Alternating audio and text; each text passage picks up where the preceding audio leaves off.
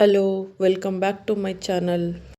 ಇವತ್ತು ಹೋಟೆಲೆಲ್ಲ ಮಾಡೋ ಥರ ಫ್ಲೇವರ್ಫುಲ್ಲಾಗಿ ಬಿರಿಯಾನಿ ಮಾಡೋದು ಹೆಂಗೆ ಅಂತ ನೋಡ್ಕೊಂಬರೋಣ ಬನ್ನಿ. ಒಂದು ಪ್ಯಾನ್ಗೆ ಒಂದು 10 ಎಸ್ಲು ಬೆಳ್ಳುಳ್ಳಿ, ಒಂದು ಈರುಳ್ಳಿ ಮತ್ತು ಖಾರಕ್ಕೆ ಎಷ್ಟು ಬೇಕೋ ಅಷ್ಟು ಮೆಣಸಿನ್ಕಾಯಿ, ಒಂದು ಅರ್ಧ ಇಂಚು ಶುಂಠಿ ಮತ್ತು ಒಂದೆರಡು ಪಲಾವ್ ಎಲೆ, ಒಂದು ಅರ್ಧ ಚಮಚ ಸೋಂಪು ಇದಿಷ್ಟನ್ನು ಹಾಕ್ಕೊಂಡು ಒಂದು 2 ಸ್ಪೂನ್ ಎಣ್ಣೆ ಹಾಕ್ಕೊಂಡು ನೀಟಾಗಿ ಫ್ರೈ ಮಾಡ್ಕೋಬೇಕು. ಈರುಳ್ಳಿ ಎಲ್ಲ ಕಲರ್ ಚೇಂಜ್ ಆಗಬೇಕು, ಆ ಥರ ಫ್ರೈ ಮಾಡ್ಕೊಬೇಕು. ಉರಿ ಜಾಸ್ತಿನೇ ಇಟ್ಕೊಂಡು ಫ್ರೈ ಮಾಡ್ಕೋಬೇಕು, ಲೋ ಫ್ಲೇಮಲ್ಲೇನು ಫ್ರೈ ಮಾಡ್ಕೊಳ್ಳೋದು ಬೇಡ. ಈರುಳ್ಳಿ ಇನ್ನೇನು ಫ್ರೈ ಆಯಿತು ಅನ್ಬೇಕಾದ್ರೆ ಅದಕ್ಕೆ ಸಣ್ಣದಾಗಿ ಹೆಚ್ಕೊಂಡಿರೋ ಅಂಥ ಮೆಂತ್ಯ ಸೊಪ್ಪು, ಪಾಲಕ್ ಸೊಪ್ಪು, ಪುದೀನ ಸೊಪ್ಪು ಮತ್ತು ಕೊತ್ತಂಬರಿ ಸೊಪ್ಪು ಹಾಕ್ಕೋಬೇಕು. ಎಷ್ಟು ಅಂದರೆ ಒಂದು ಹಿಡಿಯಷ್ಟು ಮೆಂತ್ಯ, ಒಂದು ಹಿಡಿಯಷ್ಟು ಪಾಲಕು ಮತ್ತು ಸ್ವಲ್ಪ ಕೊತ್ತಂಬರಿ, ಸ್ವಲ್ಪ ಪುದೀನ ಇಷ್ಟನ್ನು ಹಾಕ್ಕೊಂಡು ಅದು ನೀರೆಲ್ಲ ಫುಲ್ಲು ಡ್ರೈ ಆಗಬೇಕು, ಸೊಪ್ಪಲ್ಲಿರೋದು ಅಷ್ಟು ಫ್ರೈ ಮಾಡ್ಕೋಬೇಕು.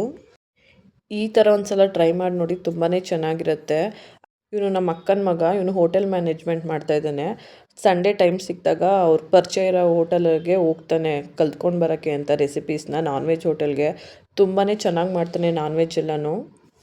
ನೀರೆಲ್ಲ ನೀಟಾಗಿ ಡ್ರೈ ಆದಮೇಲೆ ಅದನ್ನು ಆರೋದಕ್ಕೆ ಇಡಬೇಕು. ಅದು ಆರೋಷ್ಟರಲ್ಲಿ ಈ ಕಡೆ ಶುಂಠಿ ಬೆಳ್ಳುಳ್ಳಿ ಪೇಸ್ಟ್ ಮಾಡ್ಕೊಳ್ಳೋಣ. ಇದಕ್ಕೇನಿಲ್ಲ, ಮಾಮೂಲಿ ಶುಂಠಿ ಬೆಳ್ಳುಳ್ಳಿ ಹಾಕ್ಕೊಂಡು ಪೇಸ್ಟ್ ಮಾಡ್ಕೊಂಡಿದ್ದೀವಿ. ನೆಕ್ಸ್ಟು ಒಂದು ಪಾತ್ರೆಗೆ ಎಣ್ಣೆ ಹಾಕ್ಕೊಳ್ಳೋಣ. ಎಣ್ಣೆ ಕಾದ್ಮೇಲೆ ಅದಕ್ಕೆ ಪಲಾವ್ ಸ್ಪೈಸಸ್ ಏನೇನು ಬೇಕೋ ಅದನ್ನೆಲ್ಲನೂ ಹಾಕ್ಕೊಳ್ಳೋಣ.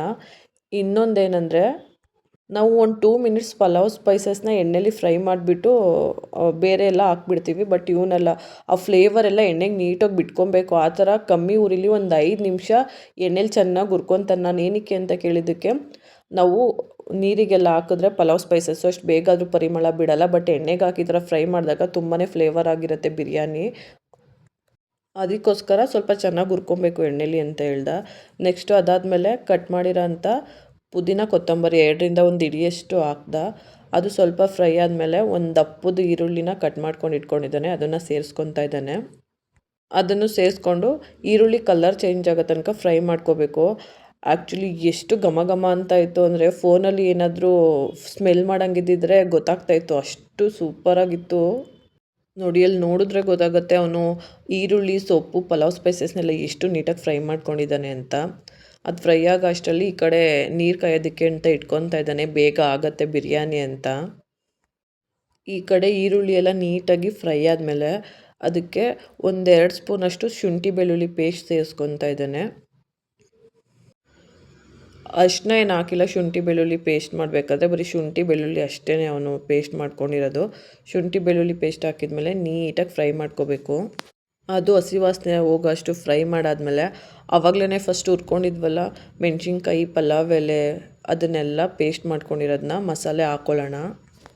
ಇದನ್ನು ಅಷ್ಟೇ ಮಸಾಲೆ ಎಲ್ಲನೂ ಸೇರಿಸ್ಕೊಂಡಾದ್ಮೇಲೆ ನೀಟಾಗಿ ಮಸಾಲೆದು ಹಸಿ ವಾಸನೆ ಹೋಗೋ ತನಕ ಫ್ರೈ ಮಾಡ್ಕೊಳ್ಳೋಣ. ಆ್ಯಕ್ಚುಲಿ ಇದನ್ನು ಮೊದಲೇ ಫ್ರೈ ಮಾಡ್ಕೊಂಡಿದ್ದೀವಿ, ಬಟ್ ಇವಾಗ ಸ್ವಲ್ಪ ಫ್ರೈ ಮಾಡಿಕೊಂಡ್ರೆ ಟೇಸ್ಟು ಚೆನ್ನಾಗಿರುತ್ತೆ. ಅದು ಫ್ರೈ ಆದಮೇಲೆ ಬಿರಿಯಾನಿ ಮಸಾಲ ಪೌಡರ್ ಹಾಕ್ಕೊಳ್ಳೋಣ. ಆ್ಯಕ್ಚುಲಿ ಅದು ಅವನು ಮನೇಲೇ ಮಾಡಿರೋದು. ರೆಸಿಪಿ ಬೇಕು ಅಂದರೆ ಯಾರಿಗಾದ್ರೂ ಕಮೆಂಟ್ ಮಾಡಿ. ನೆಕ್ಸ್ಟ್ ಟೈಮ್ ಅವನ ಮನೇಲೂ ಖಾಲಿ ಆಗಿದೆಯಂತೆ, ಮಾಡಬೇಕಾದ್ರೆ ನಾನು ವೀಡಿಯೋ ಮಾಡಿ ಶೇರ್ ಮಾಡ್ತೀನಿ. ಫ್ಲೇವರ್ ಅಂತೂ ನಿಜವಾಗ್ಲೂ ಅದನ್ನು ಸೇರಿಸಿದ್ರೆ ತುಂಬಾ ಚೆನ್ನಾಗಿರುತ್ತೆ, ಅಷ್ಟು ಚೆನ್ನಾಗಿ ಮಾಡ್ತಾನೆ ಅವನು ಬಿರಿಯಾನಿ ಪೌಡರ್ನ. ಅದಾದಮೇಲೆ ಬೇಕು ಅಂದರೆ ಸ್ವಲ್ಪ ಗರಂ ಮಸಾಲ ಮತ್ತು ಚಿಕನ್ ಮಸಾಲ ಇದಿಷ್ಟನ್ನು ಹಾಕ್ಕೊಂಡು ನೀಟಾಗಿ ಫ್ರೈ ಮಾಡ್ಕೋಬೇಕು. ನೋಡಿ ಮಸಾಲೆ ಎಷ್ಟು ಚೆನ್ನಾಗಿದೆ ಅಂತ. ಚಿಕನ್ ಹಾಕ್ಕೊಂಡು ಫ್ರೈ ಮಾಡ್ಕೊಂಡು ಬರೀ ಗ್ರೇವಿ ಥರನೇ ತಿನ್ಬೋದು, ಅಷ್ಟು ಚೆನ್ನಾಗಿತ್ತು. ರಿಯಲಿ ನೋಡೋಕ್ಕಂತೂ ಇನ್ನೂ ಸಖತ್ತಾಗಿ ಕಾಣಿಸ್ತಾ ಇತ್ತು. ಬರೀ ಅದನ್ನೇ ಟೇಸ್ಟ್ ಮಾಡಬೇಕು ಅನ್ನಿಸ್ತಾ ಇತ್ತು, ಅಷ್ಟು ಚೆನ್ನಾಗಿತ್ತು ಆ್ಯಕ್ಚುಲಿ ಮಸಾಲೆ ಅದು. ಆಮೇಲೆ ಮಸಾಲೆಗೆ ರುಚಿಗೆ ತಕ್ಕಷ್ಟು ಉಪ್ಪು ಹಾಕ್ಕೊಂಡು ಆಮೇಲೆ ನೀಟಾಗಿ ತೊಳೆದಿರೋ ಅಂಥ ಚಿಕನ್ ಹಾಕ್ಕೋಬೇಕು. ಗೊತ್ತಲ್ಲ, ಚಿಕನ್ ಹಾಕ್ಕೊಂಡ್ಮೇಲೆ ಅದು ಸ್ವಲ್ಪ ನೀಟಾಗಿ ಫ್ರೈ ಆಗಬೇಕು, ಇಲ್ಲಾಂದರೆ ಚಿಕನ್ದು ಹಸಿ ಸ್ಮೆಲ್ ಹಂಗೇ ಇರುತ್ತೆ, ತಿನ್ನೋಕ್ಕೆ ಆಗಲ್ಲ. ಇವನು ಕುಕ್ಕರಲ್ಲಿ ಮಾಡ್ತಾಯಿದ್ರು ನಮ್ಮ ಥರ ಮಾಡಲ್ಲ, ಪಾತ್ರೆಯಲ್ಲಿ ಮಾಡೋ ಥರನೇ ಮಾಡ್ತಾನೆ. ಬಟ್ ಕೊನೆಯಲ್ಲಿ ದಮ್ ಕಟ್ಟೋದಕ್ಕೆ ಮಾಮೂಲಿ ಲಿಡ್ ಕ್ಲೋಸ್ ಮಾಡಿಬಿಟ್ಟು ವಿಷಲ್ ಹಾಕ್ತಾನೆ. ಇಲ್ಲಿ ಸ್ವಲ್ಪ ಅರಿಶಿನ ಪುಡಿ ಹಾಕ್ಕೊಂಡಿದ್ದಾನೆ. ನೋಡಿ, ಅದು ಎಣ್ಣೆ ಬಿಟ್ಕೊಂಡು ಚಿಕನ್ ಎಷ್ಟು ಚೆನ್ನಾಗಿ ಬೇಯ್ತಾ ಇದೆ ಅಂತ. ಇವಾಗ ಅದಕ್ಕೆ ಎಷ್ಟು ಬೇಕೋ ಅಷ್ಟು ನೀರು ಹಾಕ್ಕೊತಾ ಇದ್ದಾನೆ. ಹಂಗಂದರೆ ನೀವು ಅಕ್ಕಿ ನೆನೆಸಿಲ್ಲ ಅಂದರೆ 1:2 ರೇಷ್ಯೋದಲ್ಲಿ ಹಾಕ್ಕೋಬೇಕು. ಅಕ್ಕಿನ ನೀವು ಮುಂಚೆನೇ ನೆನೆಸಿಟ್ಟಿದ್ರೆ 1:1 ರೇಷ್ಯೋದಲ್ಲಿ ನೀರು ಹಾಕ್ಕೊಬೇಕು. ನೋಡಿ ನೀರು ಎಷ್ಟು ಚೆನ್ನಾಗಿ ಕುದೀತಾ ಇದೆ ಅಂತ. ಇವಾಗ ಇದಕ್ಕೆ ಅಕ್ಕಿ ಸೇರಿಸ್ಕೊಳ್ಳೋಣ. ನಾವಿಲ್ಲಿ ಮುಂಚೆನೇ ತೊಳೆದಿಟ್ಟಿದ್ವಿ. ಸೊ ಅದಕ್ಕೆ ನಾವು 1:1 ರೇಷಿಯೋದಲ್ಲಿ ನೀರು ಹಾಕ್ಕೊಂಡು ನೀರು ಕುದ್ಮೇಲೆ ಅಕ್ಕಿ ಸೇರಿಸ್ಕೊತಾ ಇದ್ದೀವಿ. ಅಕ್ಕಿ ಸೇರಿಸ್ಕೊಂಡಾದ್ಮೇಲೆ ಇಲ್ಲಿ ಅವನು 1 ನಿಂಬೆ ರಸ ಹಾಕ್ಕೊತಾ ಇದ್ದಾನೆ.